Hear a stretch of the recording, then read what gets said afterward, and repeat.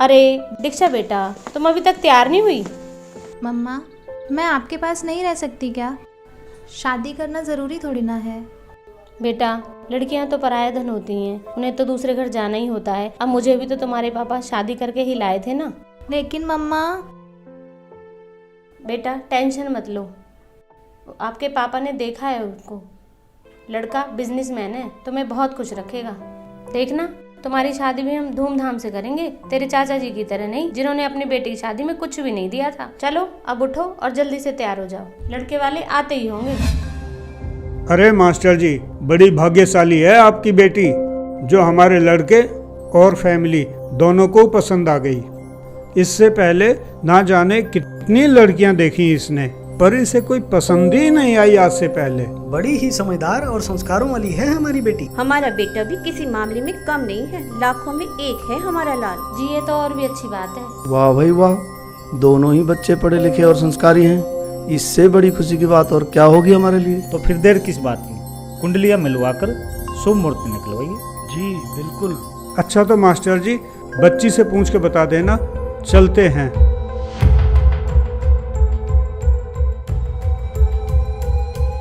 और हाँ मास्टर जी, एक बात और कहनी थी आपसे।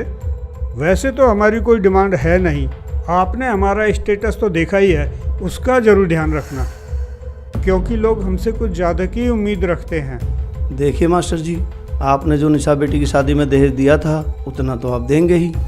बाकी मेहता जी, वो गाड़ी वाली बात एक बार अरुण बेटे से और पूछ लीजिए, उनको कौन सी गाड़ी पसंद है। लगे हाथ मास्टर जी को बता भी देंगे। अरे वो तो मास्टर जी देख ही लेंगे।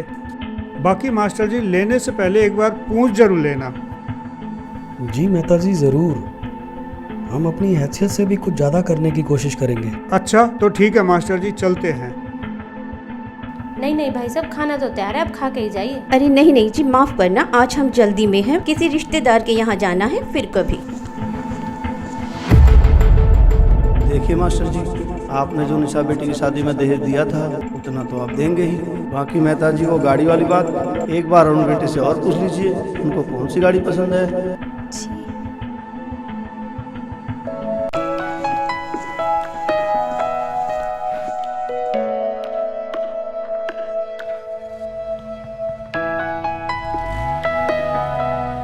ठीक है तो मास्टर जी, चलता हूँ, इजाज़त दीजिए। अरे नहीं नहीं शर्मा जी, आप तो खाना खाकर ही जाना। हाँ हाँ शर्मा जी, खाना तो खा के ही जाइए। मास्टर जी, जरूरी काम से कानपुर जाना है, बस आप दीक्षा बेटी की शादी में दहेज की कमी मत छोड़ो। उसकी कोई दिक्कत नहीं है शर्मा जी, आपको तो पता ही है हमने अपनी बड़ी बेटी निशा की शादी कितनी धूमधाम से की थी। हमारी बेटी सुखी रहनी चाहिए, हमें कोई दिक्कत नहीं है दहेज देने में। देखो मास्टर जी, उन्होंने मुझे कहा दहेज की बात करने को, सोचा आपको बता दूं ताकि बाद में कोई दिक्कत ना हो। अब आपको तो पता ही है मास्टर जी, वो हाई सोसाइटी के लोग हैं और लड़का भी बिजनेसमैन है, जो उनकी डिमांड भी इसी तरह की है। ओके नमस्कार, चलता हूँ।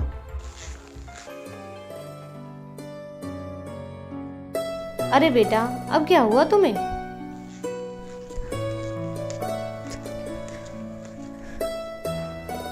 मम्मा प्लीज, नहीं करनी मुझे ये शादी। अरे बेटा, तुम्हें तो खुश होना चाहिए, कितना अच्छा परिवार मिला है तुम्हें। जैसे निशा बेटी की शादी धूमधाम से हुई है, वैसे ही तुम्हारी शादी भी हाई सोसाइटी में होगी, तुम्हारी बहन निशा की तरह। हाँ मम्मा, ऐसी जगह शादी कर दो कि मैं भी रोज रोज मरने की सोचूं दीदी की तरह। दीक्षा बेटा, ये क्या बोल रहे हो आप? मरने की बात और निशा के मन में हो नहीं सकता। हाई सोसाइटी में शादी हुई है उसकी, बढ़िया घर बार है, भला वो क्यों सोचेगी ऐसा? बेटा सच सच बताओ, बात क्या है? हाँ हाँ दीक्षा, बोलो बेटा बोलो। पापा, जिन्हें आप हाई सोसाइटी के और अच्छे व्यक्ति मानते हो, वो एक नंबर के घटिया और लालची लोग हैं। मैं जब पिछले महीने निशा दीदी के घर गई थी तो मैंने देखा। अरे दीक्षा, दीक्षा तू? हाँ दीदी, मैं। और कैसे हो आप? मैं ठीक हूँ, तू कैसी है? बस बिल्कुल ठीक। अंदर आजा। पता है, मम्मा तो मना कर रही थी कि अकेली कहाँ जाएगी, लेकिन मैं मानी ही नहीं। अरे रूपाली जी, हमारी बहू तो कैश, ज्वेलरी, फर्नीचर सब कुछ लेकर आई है। अच्छा, तब तो आपकी मौज हो गई होगी सुनीता जी। हाँ रूपाली जी, जब से हमारे घर बहू आई है हमारी तो मौज हो गई है। आप बताइए। अरे क्या बताएं सुनीता जी, हमारे घर तो ऐसी अभागन आई है कि अपने घर से तो कुछ लाई नहीं। शादी में तो कह रहे थे उम्मीद से ज्यादा देंगे, मगर दिया ही क्या, एक छोटी सी गाड़ी, थोड़ा सा कैश और कुछ ज्वेलरी देकर अपने घर का बोझ हमारे सर पर मढ़ दिया। लो, महारानी की बहन आई हैं।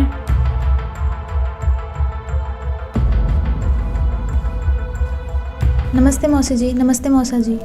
नमस्ते बेटा, आओ बैठो। अरे मेरे कपड़े कहाँ हैं? जी वो तो अलमारी में रखे हैं।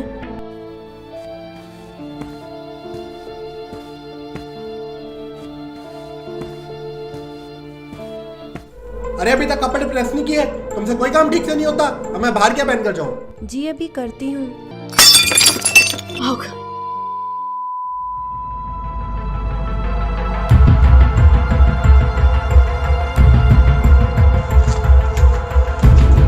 अरे देख कर नहीं चल सकती, करम जली, नुकसान कर दिया। ध्यान कहाँ रहता है तेरा? अरे इसके तो रोज के यही काम है। मेरी किस्मत ही खराब है जो ऐसी वाइफ मिली। नुकसान करने में सबसे आगे और काम करने में। हाँ।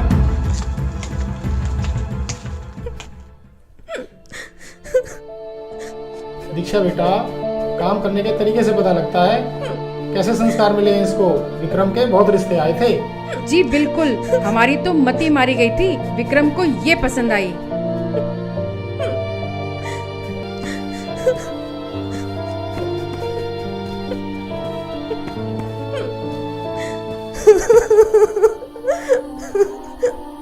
दीदी, क्या आप रोजाना इसी माहौल में रहते हो?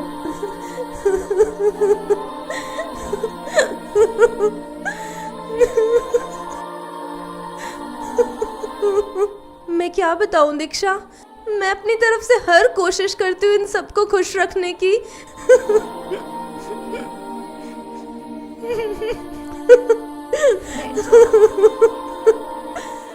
लेकिन इनके ऐसे व्यवहार से कभी कभी मन करता है कि सुसाइड कर लूं, बस ऐसे लोगों से छुटकारा मिल जाए। नहीं दीदी, नहीं दीदी, ऐसी बातें मत बोलो। दीक्षा, तुम्हें मेरी कसम, तुम मम्मी पापा को ये बात नहीं बताओगी, नहीं तो वो लोग बहुत परेशान हो जाएंगे।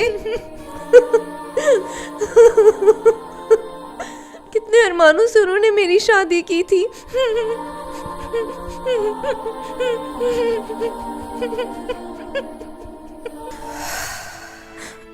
हाँ तो पापा जी, क्या ही नहीं कहते हाई सोसाइटी के एजुकेटेड लोग, जिनके अंदर इंसानियत नाम की चीज नहीं होती। छी, बाहर में जाए ऐसी सोसाइटी। बस दीक्षा, बस करो। अपने हिसाब से हमने रिश्ता अच्छा ही देखा था, और क्या नहीं किया हमने निशा की शादी में। लेकिन तो तुम क्या चाहती हो? तुम्हारे चाचा की तरह ऐसे समाज में तुम्हारी शादी कर दूं जो किसी रीति रिवाज को नहीं मानते? माफ करना पापा जी, लेकिन कौन से रीति रिवाजों को मानने की बात कर रहे हैं आप? इन रीति रिवाजों को मानने वाले लोगों ने ही तो दीदी जैसी लाखों लड़कियों को इतना प्रताड़ित कर रखा है कि वो आत्महत्या करने पर मजबूर हो जाती हैं। और रही बात मीनाक्षी दीदी की, तो मैं आपको उनकी सच्चाई बताती हूँ कि चाचा जी ने किस सोसाइटी में शादी की है अपनी बेटी की।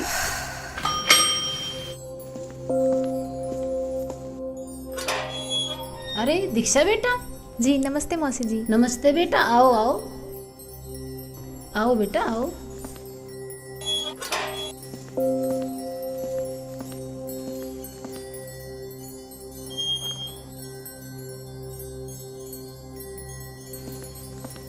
अरे मीनाक्षी, देखो तो जरा कौन आया है।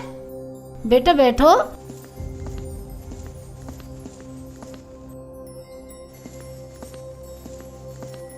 जी मम्मी जी। अरे दीक्षा, तुम? हाँ दीदी, मैं। और कैसे हो आप? मैं बिल्कुल ठीक हूँ, तू अपनी सुना? एकदम फर्स्ट क्लास। और घर पर सब कैसे हैं? ताऊ जी, ताई जी? सब एकदम ठीक है। आ जाओ बैठो। तूने तो मुझे सरप्राइज ही कर दिया बगैर बताए आकर। अरे मम्मी जी, आप बैठिए। आप बैठो, आ जाओ।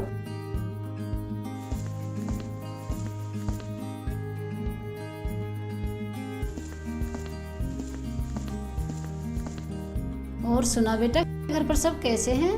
जी सब बढ़िया। आप बताओ, आप कैसे हो? बस बेटा परमात्मा ने मौज कर रखी है। मीनाक्षी देखना बेटा गेट पर कौन है। जी मम्मी जी, देखती हूँ।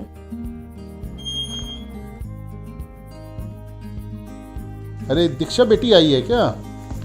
नमस्ते मौसा जी। नमस्ते जीजू। नमस्ते बेटा, बैठो बैठो आप। और कैसे हो बेटा? जी बिल्कुल ठीक। और दीक्षा, क्या कुछ चल रहा है आजकल? कुछ नहीं जीजू, IAS की तैयारी कर रही हूँ। ये तो बहुत ही अच्छी बात है।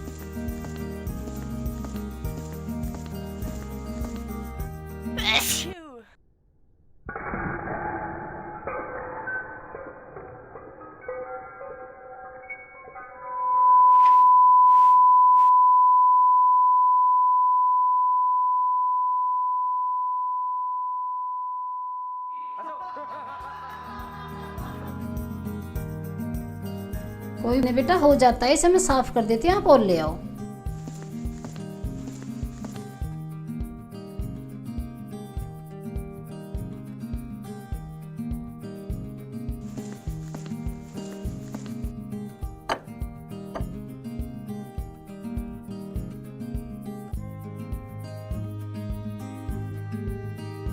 और दीक्षा बेटा, पापा ठीक है? जी मौसा जी।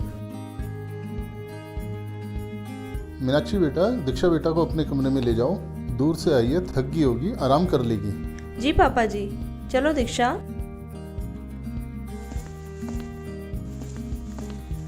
आओ बैठो। और सुना दीक्षा, तेरी पढ़ाई कैसी चल रही है? बिल्कुल ठीक दीदी। अच्छा दीदी, एक बात पूछूं आपसे? हाँ हाँ पूछो। दीदी आप खुश तो हो ना? चाचा जी ने बिना किसी लेन देन व धूमधाम के बिल्कुल साधारण तरीके से आपकी शादी की थी। ये लोग आपको परेशान तो नहीं करते ना? बिल्कुल नहीं दीक्षा, बल्कि इस घर में आकर तो मुझे एहसास हुआ कि यहाँ बहू को भी बेटी जैसा प्यार मिलता है। लाखों रुपए खर्च करने के बाद भी ऐसा समाज, ऐसा परिवार नहीं मिलता। और हाँ, ऐसा नहीं है कि पापा ने कुछ देना नहीं चाहा। वो तो पहले से ही मेरी शादी में बहुत कुछ देना चाहते थे, लेकिन इनकी फैमिली ने दहेज के लिए साफ मना कर दिया कि हमें कुछ नहीं चाहिए। ओह अच्छा। पहले तो हमें लगा कि ये लोग वैसे ही मना कर रहे हैं, दहेज तो देना ही है। लेकिन फिर हमें पता चला कि संत रामपाल जी के शिष्य हैं और दहेज लेना उन्होंने मना कर रखा है। फिर उन्होंने हमें एक बुक दी, जीने की राह, और कहा कि हम अपने संत रामपाल जी के नियमों को नहीं तोड़ सकते। फिर पापा जी ने भी हाँ करनी पड़ी। अच्छा दीदी, एक बात बताओ, क्या आपने भी संत जी से नाम दीक्षा ले ली? हाँ दीक्षा, अब मैंने भी संत रामपाल जी से नाम ले लिया है। दीक्षा, शादी के बाद तेरे जीजू ने मुझे बताया कि संत रामपाल जी क्या ज्ञान बताते हैं। इसके बाद उन्होंने मुझे एक बुक दी, जीने की राह, और कहा इसे पढ़िए। और उन्होंने कहा उनके सत्संग सुनिए और उनके बारे में जितना सर्च करना चाहो करो, और जब आपको लगे कि वह सही हैं तब आप भी नाम ले लेना। अच्छा दीक्षा, यकीन मानना, जब मैंने संत रामपाल जी का ज्ञान सुना तो मुझे जो भी लगे गुरु मंडलेश्वर, शंकराचार्य, उनसे मैंने संत रामपाल जी के ज्ञान को कंपेयर किया। तब मुझे पता लगा कि हाँ, वाकई में संत Rampal ji right way of worship बताते हैं, जिसे वो सभी धर्म ग्रंथों से प्रमाणित करके दिखाते हैं। लेकिन दीदी, आपको तो शुरू से ये बाबा वगैरह पसंद नहीं थे, तो फिर? हाँ दीक्षा, सही कह रही हो। हर रोज बाबाओं को लेकर नए खुलासे हो रहे हैं, इसलिए कुछ दिन तो मैंने भी संत रामपाल जी को एक आम बाबा ही माना था। लेकिन जब मैंने उनकी असलियत और ज्ञान को सुना तब मुझे पता चला कि मनुष्य जीवन बार बार नहीं मिलता, 84 लाख योनियों में महाकष्ट है। दीक्षा, संत रामपाल जी पर संदेह करना मूर्खता की पहचान है। ओके। हाँ, फिर जब मुझे हर तरफ से संतुष्टि हो गई तब मैंने तेरे जीजू से कहा कि आप मुझे भी संत रामपाल जी से नाम दीक्षा दिला दीजिए। तब उन्होंने आश्रम ले जाकर मुझे नाम दीक्षा दिलाई। और हाँ, एक और कमाल की बात मैंने ये देखी कि हजारों की भीड़ में मुझे एक भी नशा करने वाला व्यक्ति नहीं मिला। नहीं तो दीक्षा, तुम ही बताओ, इतनी भीड़ में कम से कम बीड़ी सिगरेट पीने वाला कोई ना कोई तो मिल ही जाता है। जी बिल्कुल। हाँ, और फिर इसके बारे में मैंने तेरे जीजू से पूछा, तभी उन्होंने मुझे बताया कि यही तो खासियत है संत रामपाल जी महाराज के अनुयायियों में कि वे नशा करना तो दूर, चोरी, ठगी, रिश्वतखोरी जैसी बुराइयां करना तो दूर, किसी प्रकार का सहयोग भी नहीं देते। दीदी, मैंने तो यहाँ तक सुना है कि संत रामपाल जी के अनुयायी नशे को हाथ तक नहीं लगाते। हाँ, बिल्कुल सही सुना है तुमने दीक्षा। तुझे पता है, इस घर में मुझे बेटी से भी ज्यादा प्यार मिल रहा है, जिसकी उम्मीद मुझे शादी से पहले 1% भी नहीं थी। और ऐसा सिर्फ और सिर्फ संत रामपाल जी के ज्ञान आधार से ही है। ये तो बहुत अच्छा हुआ दीदी। अब आप लोग ही बताओ कौन सुखी है। बेटी, आज आपने ये सच्चाई बताकर हमारी आंखें खोल दी। हमने तो कभी सोचा भी नहीं था कि संत रामपाल जी के ज्ञान आधार से इतना स्वच्छ समाज बन रहा है। हाँ दीक्षा बेटा, हमने तो मीडिया के माध्यम से संत रामपाल जी महाराज के बारे में हमेशा गलत ही सुना था, लेकिन वो तो सच्चे संत हैं। काश हमें पहले पता चल जाता तो हमारी निशा बेटी की ज़िंदगी नरक होने से बच जाती। लेकिन तुम टेंशन मत लो, हम तुम्हारी शादी तुम्हारे चाचा जी की तरह बिल्कुल संत रामपाल जी महाराज के बताए हुए ज्ञान के आधार पर ही करेंगे।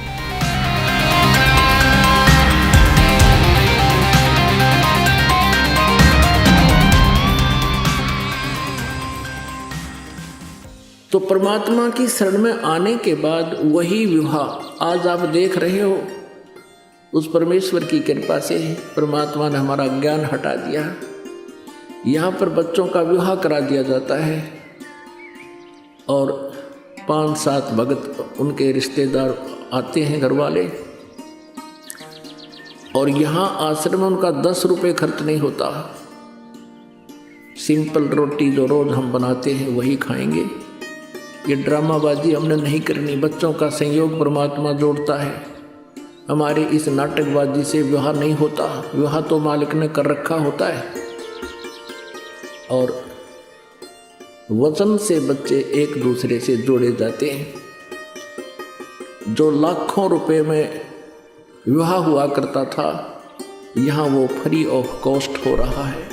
तो संस्कार चेंज कर दिए परमात्मा ने, वो हमारा लेन देन खत्म कर दिया और एक न्यारी उमंग होती है ऐसे सिंपल ब्याह करने में।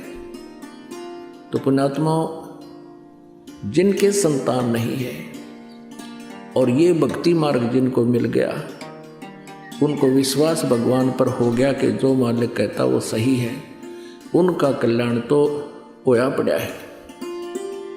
और दूसरे जिनकी दृढ़ विश्वास मालिक पर हो गया, संतान भी है, बच्चा ने भी लाओ लाइन पर, कल्याण उनका भी गारंटेड है। इसलिए इस काल की व्यवस्था से अपने विचारों को ऊंचा उठाओ, परमात्मा पर विश्वास रखो। जो वो करते हैं वो सही करते हैं। मानुष जन्म पाए कर नहीं रटे हरि नाम, जैसे कुआं जल बिना फिर बनवाया क्या काम। दोस्तों, आपने देखा कि जब दीक्षा संत रामपाल जी महाराज से नाम उपदेशी परिवार में जाती है तो ये देखकर हैरान हो जाती है कि देश में ऐसे भी परिवार हैं जो दहेज लेना पाप समझते हैं। कठोर से कठोर कानून बनाने के बाद भी सरकार की नीतियां दहेज लोभियों के सामने बोनी प्रतीत हो रही हैं। लाखों परिवारों को इस दहेज रूपी राक्षस ने बर्बाद कर दिया। संत रामपाल जी महाराज के आध्यात्मिक ज्ञान से दहेज जैसी बुराई ही नहीं बल्कि अन्य बुराइयों का भी अंत होता जा रहा है। दोस्तों, संत रामपाल जी महाराज के भक्ति नियमों पर चलते हुए इनके शिष्यों ने एक मिसाल कायम की है कि न तो दहेज लेंगे और न ही दहेज देंगे। संत रामपाल जी के इस नियम पर चलते हुए एक खुशहाल और सभ्य समाज तैयार हो रहा है। लाखों शादियां बिना दहेज, बिना बाहरी आडंबर के हो रही हैं, जिससे समाज में सुख और शांति स्थापित हो रही है।